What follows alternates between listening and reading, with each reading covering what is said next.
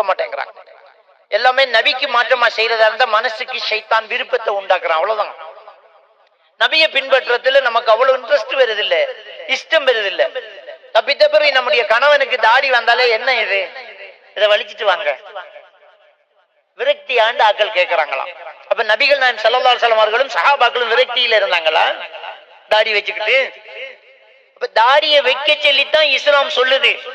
ஸ்கூலுக்கு போனா பிள்ளைக்கு தாடி வளர்ந்துட்டேன்னா வெட்டிட்டு வாங்குறான் பிரின்சிபல். முஸ்லீம் ஸ்கூல் இத்தனைக்கும் ஆசிரியர்கள் முஸ்லீம்கள், நிர்வாகம் முஸ்லீம், இலங்கை அரசாங்கம் முஸ்லீம் பாடசாலை என்று உங்களோட கலாச்சாரத்தை நீங்க பின்பற்றுங்கன்னு நமக்கு தந்திருக்கு.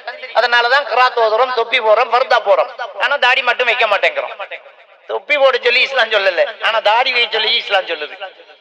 தொப்பி போடுறது கட்டாயம் கிடையாது, அது துருக்கிய பழக்கம். அதனாலதான் துருக்கு தொப்பி என்று இதுக்கு பேரு, துருக்கியர்கள் போட்டதனால. முஸ்லீம்கள் தொப்பி போடணும் இல்ல, சஹாபாக்களும் தொப்பி போட்டுக்கின்றதாக ஹதீஸ் இருக்குதா? ரசூலுல்லாஹ் தொப்பி போட்டதாக ஒரு ஹதீஸ் இருக்குமா? இல்லையே. ஆனா தொப்பி போடுறோம், நாங்களும் போடுறோம் தான், இல்லன்னு சொல்லல. ஆனா இது கட்டாயம் கிடையாது. இதை வச்சுட்டு கூட நான் பேசிட்டு இருப்பேன், ஒன்னும் பிரச்சனை இல்லை. ஆனால் தாடி கட்டாயம் வைக்கணும். அந்த தாடியை வச்சுட்டு போனா திஸ் நாட் டிசிப்ளின். அங்க சொல்றாங்க ஸ்கூல்ல என்னன்னு கேட்டா, அதாவது ஸ்டைல், அது டிசிப்ளின் இல்லை, ஒழுக்கம் இல்லை. அப்ப ரசூலுல்லாஹ் வைக்க சொன்னது உங்களுக்கு ஒழுக்கம் இல்லாம தெரியுது.